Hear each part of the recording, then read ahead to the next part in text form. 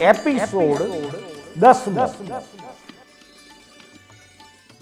વિતરાગોના જીવન ચરિત્ર રૂપી અમૃતનો સ્વાદ લેતા લેતા આ પૃથ્વી ઉપર સાચા અર્થમાં અમર બની જઈએ એ જ અભ્યર્થના. અમૃત વાણીનું રસપાન કરાવનાર વક્તા પરમ પૂજ્ય શ્રી 1008 અધ્યાત્મ યોગી શ્રી કમલેશ કાંતિલાલ દવે. આપો હિષ્ટા મયો ભુવસ્તાન ઉર્જે દધાતન મહેરણાય ચક્ષસે યો વહ શિવતમો રસસ્તસ્ય ભાજ્યતેહ નઃ ઉષતીરીવ માતરઃ તસ્મા અરંગમામ ઓ યસ્ય ક્ષયાય જિન્વથ આપો જનયથા ચ નઃ. હે જળ સમૂહ, આપ સુખનું મૂળ સ્તોત્ર છો. તેથી આપ પરાક્રમથી યુક્ત ઉત્તમ દર્શનીય કાર્ય કરવા માટે અમને પરિપુષ્ટ કરો. આપના કલ્યાણપદ રસના પાનમાં અમને એવી રીતે ભેળવો જેમ વાત્સલ્ય સ્નેહથી યુક્ત માતાઓ પોતાના શિશુઓને કલ્યાણકારી દુગ્ધરસથી પુષ્ટ કરે છે. આપ અમારી ઉત્પત્તિના નિમિત્ત કારણભૂત છો. એવા જન ઉપયોગી પોતાના ગુણોથી અમોને તૃપ્ત અને સંપૂર્ણ બનાવો.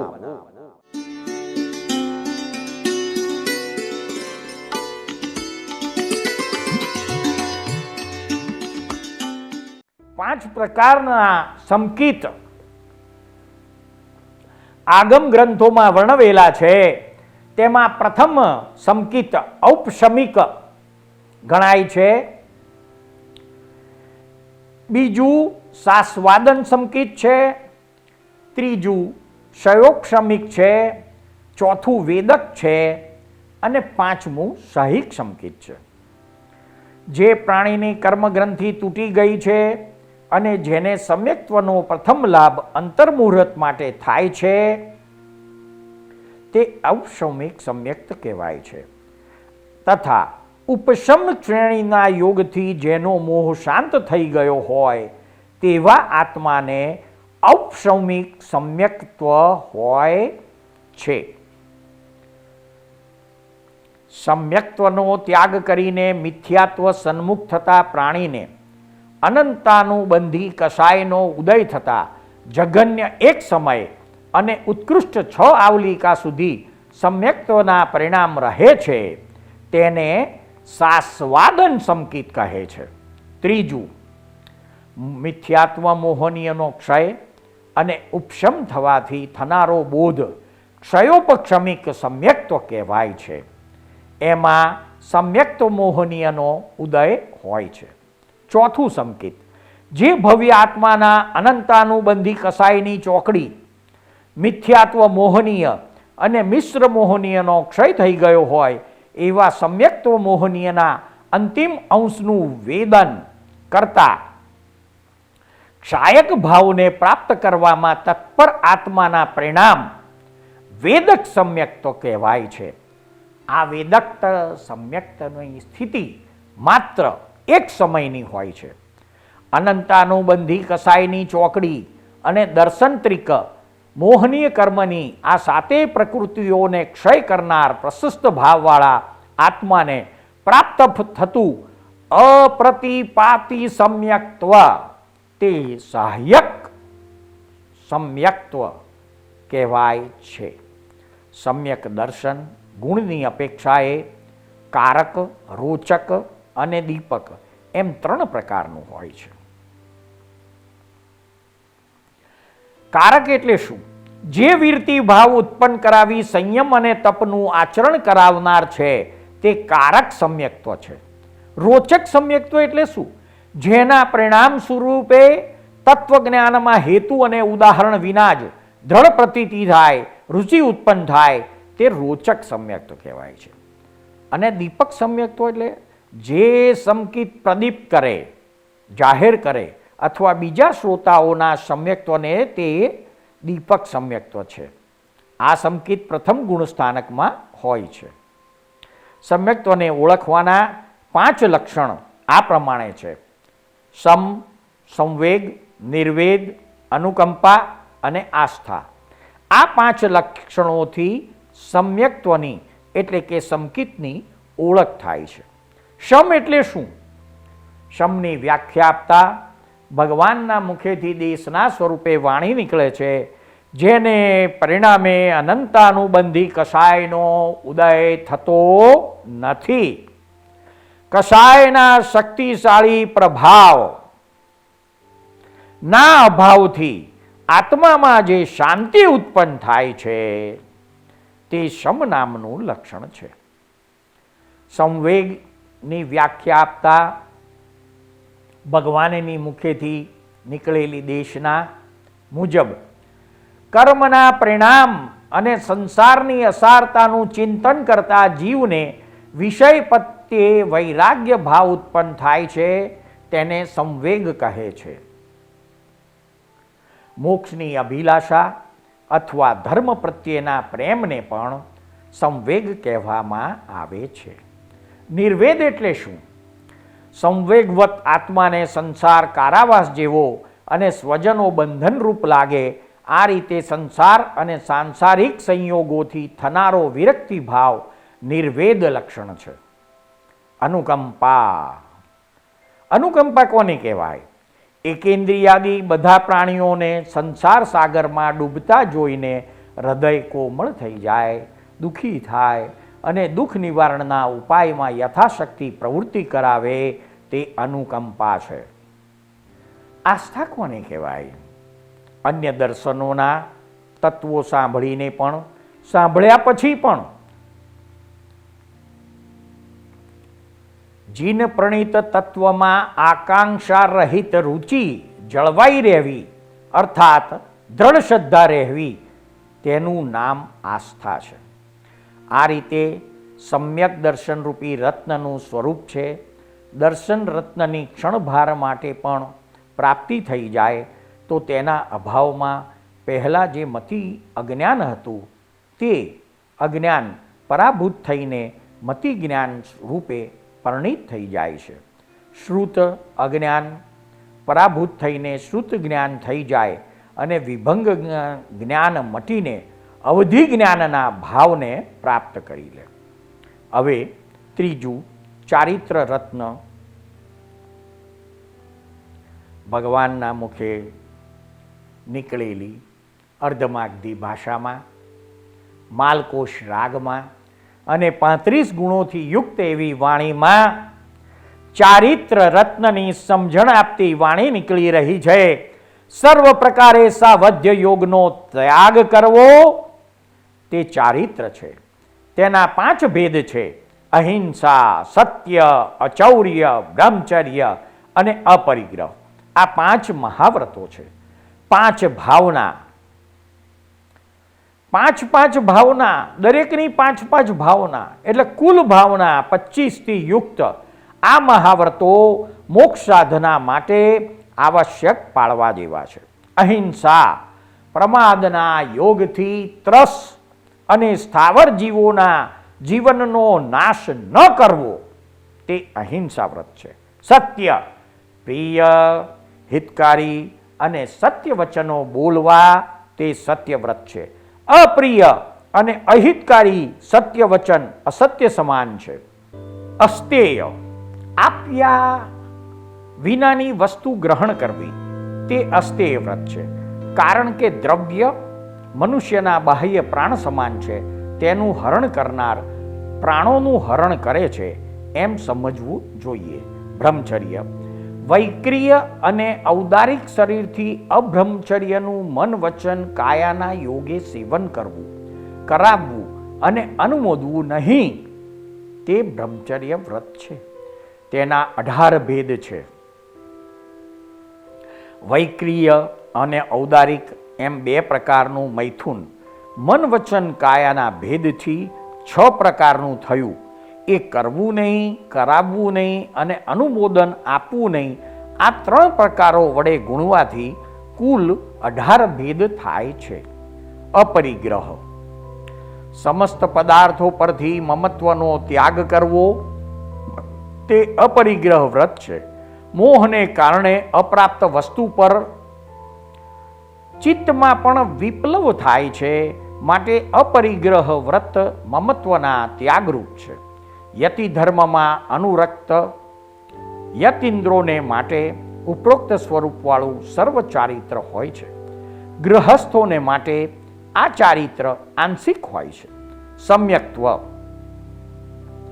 મૂળ 5 અણુવ્રત, 3 ગૃણવ્રત અને 4 શિક્ષાવ્રત, આ રીતે ગૃહસ્થોના 12 વ્રત છે. હિંસા ત્યાગ. લંગડા, લુલાપણું, કોઢ, અંધાપો વગેરે હિંસાના દુઃખદાયક ફળ જોઈને બુદ્ધિમાન પુરુષે નિરઅપરાધ ત્રસજીવોની સંકલ્પી હિંસાનો ત્યાગ કરી દેવો જોઈએ. હવે અસત્ય ત્યાગ. મૂંગા, તોતડા, બહેરા, અસ્પષ્ટ વચન અને મુખ રોગ વગેરે અનિષ્ટ ફળના કારણોને સમજીને કન્યા, ગાય અને ભૂમિ સંબંધી અસત્ય થાપણ દબાવી દેવી અને ખોટી સાક્ષી આપવી, આ 5 પ્રકારના મોટા અસત્યનો ત્યાગ કરવો જોઈએ. અદત્ત ત્યાગ. દુર્ભાગ્ય, દાસત્વ, અંગચ્છેદ, દરિદ્રતા વગેરે કડવા પરિણામના કારણો જાણીને સ્થૂળ મોટી ચોરીનો ત્યાગ કરવો જોઈએ. અબ્રહ્મ ત્યાગ. નપુંસકપણું, ઇન્દ્રિય છેદ વગેરે ખરાબ ફળોના કારણરૂપ અબ્રહ્મચર્યના ફળનો વિચાર કરીને બુદ્ધિમાન પ્રાણીઓએ સ્વસ્ત્રીમાં જ સંતોષ રાખીને પરસ્ત્રીનો ત્યાગ કરવો જોઈએ. પરિગ્રહ ત્યાગ. અસંતોષ, અવિશ્વાસ, આરંભ અને દુઃખ, આ બધું પરિગ્રહની આસક્તિનું ફળ છે, માટે પરિગ્રહનું પરિણામ કરવું જોઈએ. આ 5 અણુવ્રતો છે. દિગ્વિરતિ. 6 દિશાઓમાં મર્યાદા કરેલી ભૂમિની સીમાનું ઉલ્લંઘન ન કરવું, આ પ્રથમ ગુણવ્રત છે. ભોગોપભોગ પરિમાણ વ્રત. ભોગોપભોગ અર્થાત ખાવા પીવા વગેરે કામમાં આવનારી વસ્તુઓનું શક્તિ અનુસાર પરિમાણ રાખીને બાકીનાનો ત્યાગ કરી દેવો, એ બીજું ગુણવ્રત છે. અનર્થદંડ ત્યાગ. આર્ત અને રૌદ્ર આ 2 અપધ્યાન છે, તેનું આચરણ. પછી બીજું પાપકર્મનો ઉપદેશ. અને 3 હિંસક શસ્ત્રાદિ આપવા તથા પ્રમાદનું આચરણ કરવું, આ 4 પ્રકારના અનર્થદંડ છે. શરીરાદિ તથા કુટુંબ પરિવાર વગેરેને માટે હિંસા વગેરે પાપો કરવામાં આવે છે, તે અર્થદંડ છે. આ સિવાયના અનર્થદંડ છે. આ અનર્થદંડનો ત્યાગ કરવો તે ત્રીજું ગુણવ્રત છે. સામાયિક વ્રત. આર્ત ધ્યાન, રૌદ્ર ધ્યાન તથા સાવધ્ય યોગનો ત્યાગ કરીને 2 ઘડી અર્થાત 48 મિનિટ સુધી સમતા ભાવ ધારણ કરવો, તે સામાયિક નામનું પ્રથમ શિક્ષાવ્રત છે. દિશાઓ ગાસિક. 6ઠ્ઠા વ્રતમાં દિશાની જે મર્યાદા કરી છે તેમાં દિવસ અને રાત્રિ સંબંધી જ મર્યાદા રાખવી તથા અન્ય વ્રતોને પણ સંક્ષિપ્ત કરવા, તે બીજું ગુણવ્રત છે. ઔષધ વ્રત. 4 પર્વ, આઠમ, 14 અમાસ અને પૂનમ, આ 4 તથા બીજા પખવાડિયાની આઠમ, 14 એમ કુલ 6 માં ઉપવાસ વગેરે તપ કરવા, સાવધ્ય વ્યાપારનો ત્યાગ કરવો, બ્રહ્મચર્યનું પાલન કરવું અને સ્નાન વગેરે ક્રિયાનો ત્યાગ કરવો, તે પૌષધ વ્રત નામનું ત્રીજું શિક્ષા વ્રત છે. અતિથિ સંવિભાગ વ્રત. અતિથિને 4 પ્રકારનો આહાર, વસ્ત્ર, પાત્ર અને સ્થાન વગેરે આપવા, આ ચોથું શિક્ષા વ્રત છે. મોક્ષની પ્રાપ્તિ માટે આ રીતે હંમેશા રત્નત્રયની આરાધના કરવી જોઈએ.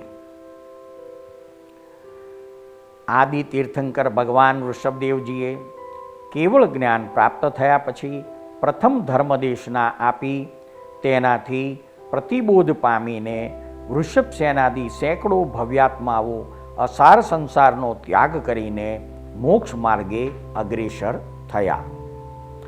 ભગવાનની પરમ પવિત્ર ધર્મદેશના સાંભળ્યા પછી તે જ સમયે ભરત મહારાજાના વૃષભસેન વગેરે 500 પુત્રો અને 700 પૌત્રોએ સંસારથી વિરક્ત બની દીક્ષા લીધી. ભગવાનનો કેવળ જ્ઞાન મહોત્સવ દેવોએ ઉજવ્યો. તેનાથી પ્રભાવિત થઈને ભરત મહારાજાના પુત્ર મરીચીએ પણ સંયમ માર્ગ સ્વીકાર્યો અને ભરત મહારાજાની આજ્ઞાથી બ્રાહ્મી પણ સાધ્વી થઈ. બાહુબલીની આજ્ઞા ન મળતા સુંદરી દીક્ષા લઈ શકી નહીં અને શ્રાવિકા બની. જે લોકોએ ભગવાનની સાથે દીક્ષા અંગીકાર કરી હતી અને પછી પરિસહોથી વિચલિત થઈને તાપસ થઈ ગયા હતા, તેમાંથી કચ્છ અને મહાકચ્છને છોડીને બાકી બધા તાપસોએ ભગવાનની પાસે ફરીથી દીક્ષા લઈ લીધી. બાકીના ઘણા બધા મનુષ્યો અને તિર્યંચોએ શ્રાવકવત ધારણ કર્યું અને ઘણા લોકો તથા દેવોએ સંકિત પ્રાપ્ત કર્યું. ભગવાને પુંડરીક વગેરે સાધુ, બ્રાહ્મી વગેરે સાધ્વી, ભરત વગેરે શ્રાવકો અને સુંદરી વગેરે શ્રાવિકાઓના ચતુર્વિધ સંઘની સ્થાપના કરી. આ ચતુર્વિધ સંઘ આ સૌ અવસર્પિણી કાળનો પ્રથમ સંઘ અર્થાત પ્રથમ તીર્થ બન્યું. પુંડરીક વગેરે બુદ્ધિશાળી સાધુઓ ગણધર નામકર્મના ઉદયવાળા હતા. તેમને ભગવાને ઉત્પાદ, વ્યય અને દ્રવ્ય આ ત્રિપદીનો ઉપદેશ આપ્યો. આ ઉપદેશને આધારે ગણધરોએ 14 પૂર્વ અને દ્વાદશાંગીની રચના કરી અર્થાત 45 આગમોની રચનામાં ગણધરો મગ્ન બન્યા. શ્રી તીર્થંકર ભગવાનને તે ગણધરોને સૂત્ર, અર્થ અને સૂત્રાર્થની દ્રવ્ય ગુણ પર્યાય તેમજ નય નિક્ષેપ વગેરેથી પ્રરૂપણા કરવા અને ગણ ધારણ કરવાની આજ્ઞા આપી. ભગવાને ફરી શિક્ષણ રૂપે દેશના આપી. આ દેશનામાં પ્રથમ પહોર વીતી ગયો. ત્યારબાદ ભગવાન સિંહાસન પરથી ઉઠીને દેવછંદકમાં પધાર્યા. પછી મુખ્ય ગણધર શ્રી વૃષભસેનજી અર્થાત પુંડરીકજીએ ભગવાનની પાદપીઠિકા પર બેસીને ધર્મોપદેશ આપ્યો. ગણધર ભગવાનના ઉપદેશ પછી પરિષદના લોકો પોતપોતાના ઘેર ગયા. કેટલાક સમય બાદ ભગવાન ઋષભદેવજીએ શિષ્યોની સાથે વિહાર કર્યો અને ભવ્ય જીવોને ધર્મનો ઉપદેશ તથા યોગ્ય જીવોને સર્વવીરતી દેશવીરતી પ્રભુ ગ્રહણ કરાવતા કરાવતા એક ગામથી બીજે ગામ વિચરવા લાગ્યા. હવે પ્રથમ ચક્રવર્તી ભરત મહારાજાનો દિગ્વિજયની કથા.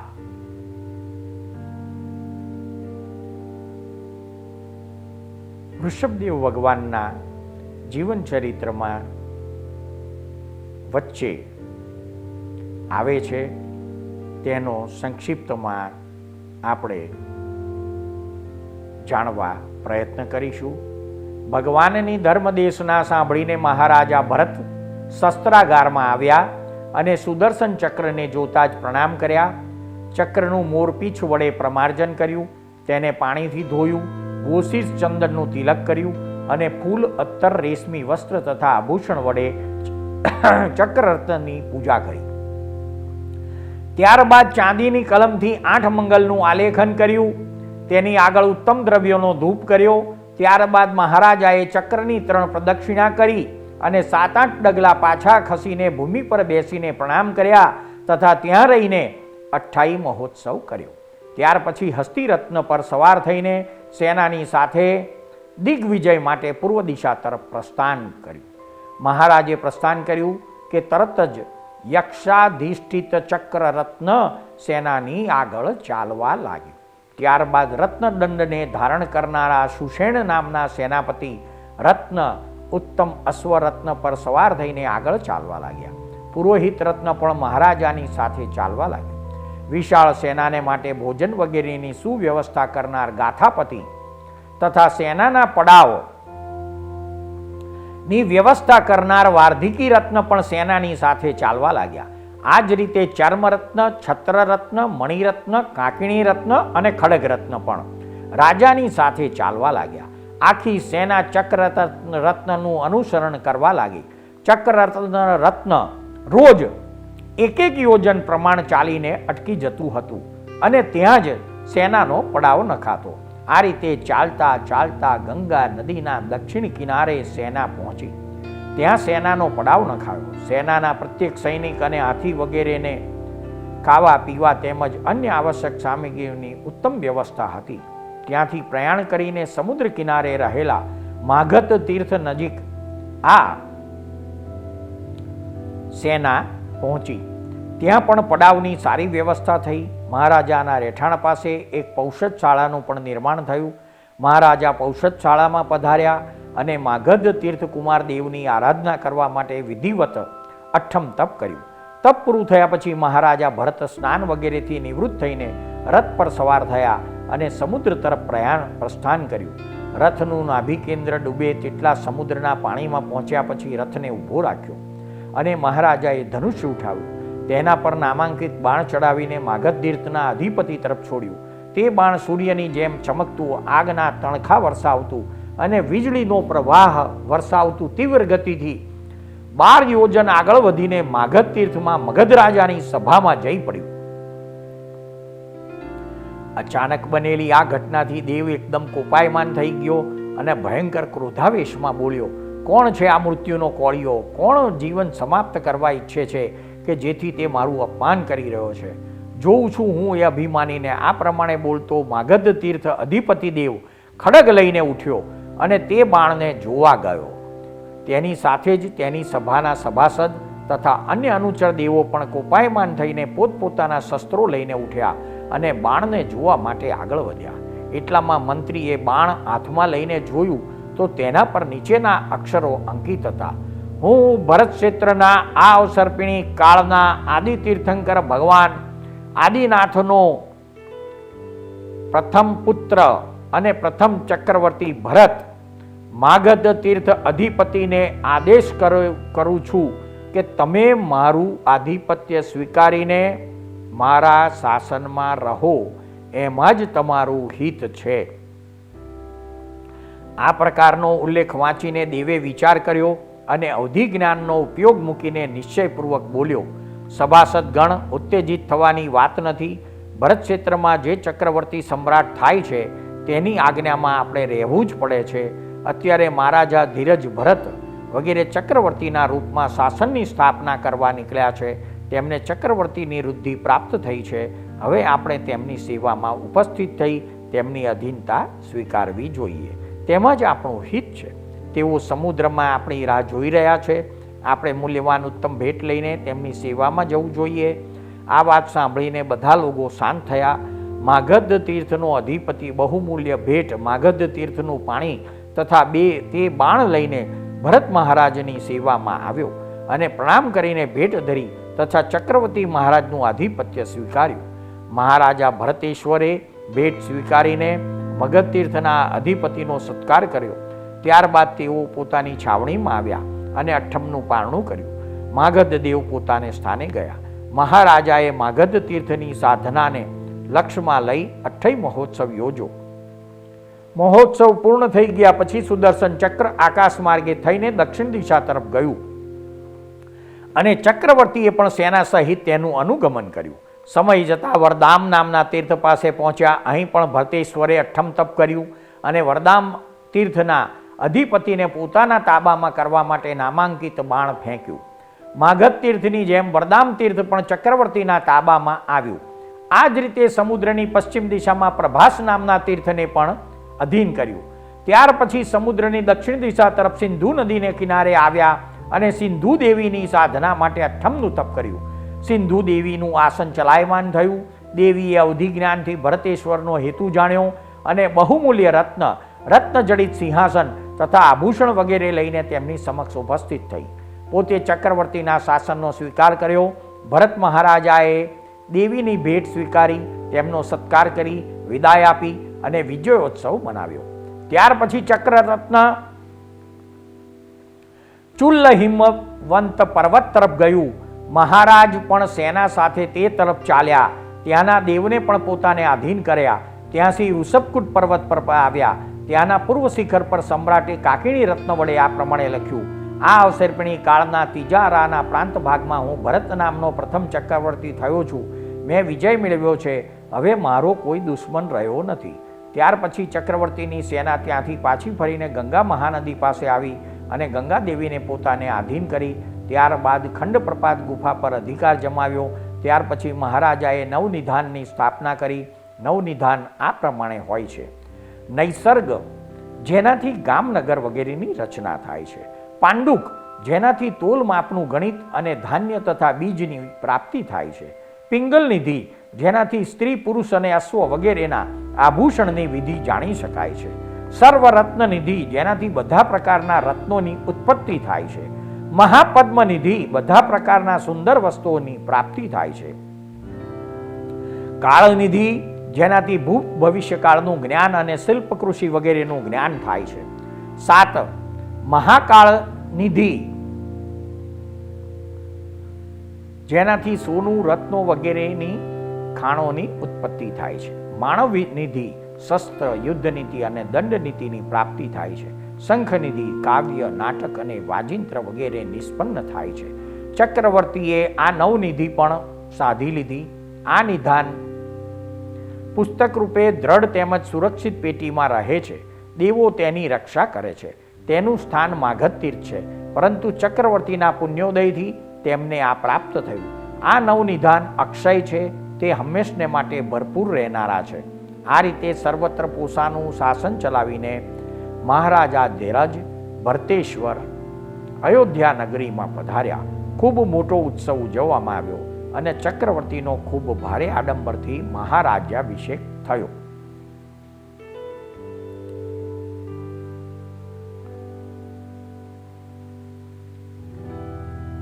ઋષભદેવ પરમાત્માનો પોતાના પુત્રોને ઉપદેશ. મહારાજા ધીરજ ભરતેશ્વરે 6 ખંડ સાધી લીધા અને રાજ્યાભિષેક પણ થઈ ગયો, પરંતુ તેમના પોતાના ભાઈઓ કે જેઓ અલગ અલગ દેશના રાજા હતા, રાજ્યાભિષેક સમયે ઉપસ્થિત ન રહ્યા અને પોતાને ચક્રવર્તીના આજ્ઞાકારી પણ ન માન્યા. હજારો યોજન દૂરના બીજા દેશોના રાજા અને દેવો આજ્ઞામાં રહે અને પોતાના જ નાના ભાઈઓ તેમની આજ્ઞામાં ન રહે, સ્વતંત્ર રહે, તો તેઓ સંપૂર્ણપણે ચક્રવર્તી સમ્રાટ ન થઈ શકે. તેમના ચક્રવર્તીપણામાં ખામી રહી જાય. તેથી તેઓએ પોતાના બધા બંધુઓની પાસે દૂત મોકલીને આજ્ઞામાં રહેવાની સ્વીકૃતિ મંગાવી. રાજદૂતો પાસેથી ભરત રાજાનો અભિપ્રાય જાણીને તે બધા બોલ્યા: પિતાજીએ ભરતને અને અમને બધાને અલગ અલગ રાજ્ય આપ્યું છે. ભરત પોતાનું રાજ્ય સંભાળે અને અમે અમારું રાજ્ય સંભાળીએ. અમે ભરતની આજ્ઞા શા માટે માનીએ? ભરતે અમને શું આપ્યું કે જેથી અમારે તેમની આજ્ઞાનું પાલન કરવું જોઈએ? આ તેનો અન્યાય છે. હજુ પિતાજી હયાત છે. અમે તેમને જણાવીશું કે ભરત સત્તાના મદ અને રાજ્ય તૃષ્ણાના જોરથી અમને દબાવે છે અને પોતાના સેવક બનાવવા ઈચ્છે છે. રાજદૂતોને રવાના કરીને તેઓ ભગવાન આદિ જીનેશ્વરની સેવામાં પહોંચ્યા. વંદન નમસ્કાર કર્યા પછી નિવેદન કર્યું: હે સ્વામી, આપે યોગ્યતા મુજબ ભરતને અને અમને બધાને અલગ અલગ રાજ્ય સોંપીને સ્વતંત્ર કર્યા હતા. અમે બધા તો આપેલા રાજ્યમાં જ સંતોષ માનીને રાજ્ય ચલાવી રહ્યા છીએ, પરંતુ અમારા જ્યેષ્ઠ બંધુ ભરતની તૃષ્ણા ખૂબ વધી છે. તેણે પોતાના રાજ્યનો ખૂબ લાંબો પહોળો વિસ્તાર કરી લીધો અને અમારા રાજ્યો પણ પોતાના કબજામાં કરવા ઈચ્છે છે. તેણે અમારી પાસે દૂત મોકલીને એવી માગણી કરી કે કાં તો મારી સેવામાં રહો અથવા તો રાજ્ય છોડીને ચાલ્યા જાઓ. આ રીતે અમારી સાથે ભરત અન્યાય તેમજ અત્યાચાર આચરી રહ્યા છે. તો અમારે ન તો ભરત પાસેથી કંઈ લેવું છે, ન તો અમને કંઈ કોઈ ભય છે. આવી સ્થિતિમાં યુદ્ધનો માર્ગ જ બાકી રહે છે અને તેની સાથે યુદ્ધ કરીશું એ અમારો નિર્ણય છે. છતાં પણ કંઈ કરતાં પહેલાં શ્રી ચરણોમાં નિવેદન કરવા અમે ઉપસ્થિત થયા છીએ. જો કોઈ શાંતિનો માર્ગ હોય તો બતાવો, જેથી રક્તપાતનો સમય ન આવે. ભગવાને ફરમાવ્યું, હે આયુષ્યમાન, મનુષ્યત્વમાં વીરત્વ હોવું જરૂરી છે. જેને વીર્યાંતરાય કર્મનો ક્ષયોપશમ થાય તે જ વીરત્વ પામી શકે છે. પરંતુ શક્તિનો સદુપયોગ જ આત્માને પરમ સુખી બનાવે છે. ધન, લક્ષ્મી, રાજ્ય, સ્ત્રી, કુટુંબ, પરિવાર અને બળ તથા અધિકારને માટે વીર્યત્વનો કરેલો ઉપયોગ આત્માને દુઃખી કરી મૂકે છે. આ બધી વાસનાઓ અને દુઃખોનું મૂળ લોભ તથા તેના સાથી ક્રોધ, માન અને માયારૂપી દુર્વૃત્તિનો નાશ કરવામાં દર્શાવે વીરત્વ આત્માને અનંત આત્મવૃદ્ધિ આપે છે કે જેની આગળ ભરતની નાશવંત વૃદ્ધિની કોઈ ગણતરી નથી. હે ભવ્યો, એવી વૃદ્ધિથી શું? આનાથી પણ વધુ દેવવૃદ્ધિની સામે મનુષ્યોની વૃદ્ધિ શું હિસાબની? આ વૃદ્ધિમાં રચોપચો મનુષ્ય નીચ ગતિમાં જઈને અસંખ્ય વર્ષ સુધી દુઃખ ભોગવ્યા કરે છે. માટે મેં આ પૌદ્ગલિક વૃદ્ધિનો ત્યાગ કરીને મોક્ષ માર્ગ અપનાવ્યો છે. મારું તો કહેવું એમ જ છે કે તમે આ ઝટ ઝંઝટ છોડો અને આત્મધની બની જાઓ.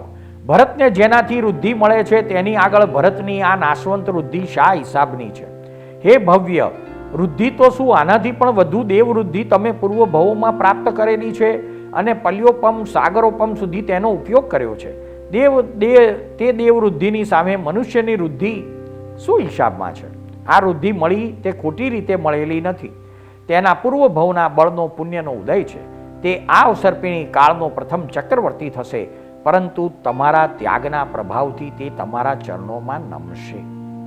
તમને સેવક બનાવનાર મહાબલી ભરત તમને વંદના કરશે. મહત્તા ત્યાગની છે, ભોગની નહીં.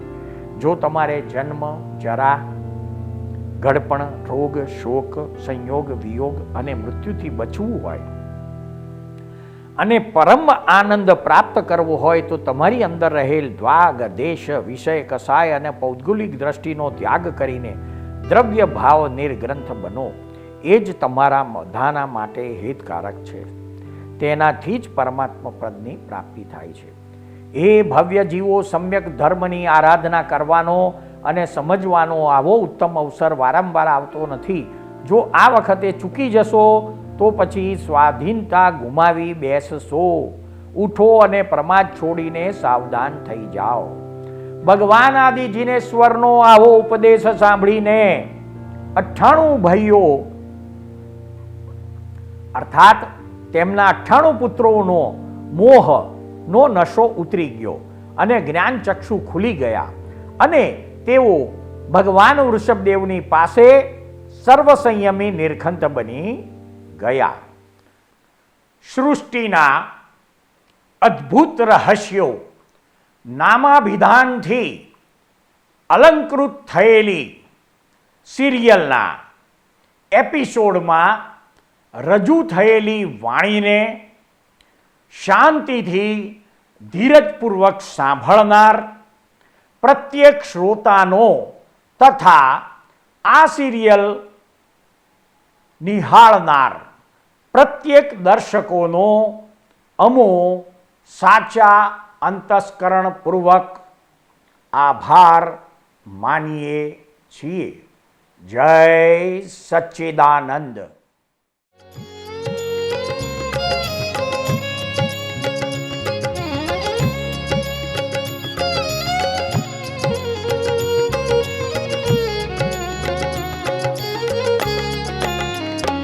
तीर्थंकर विहरमान शत शत कोटि प्रणाम.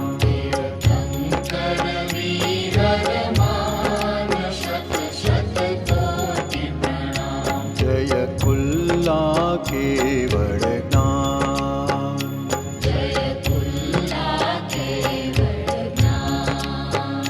तीर्थंकर विहरमान शत शत कोटि प्रणाम.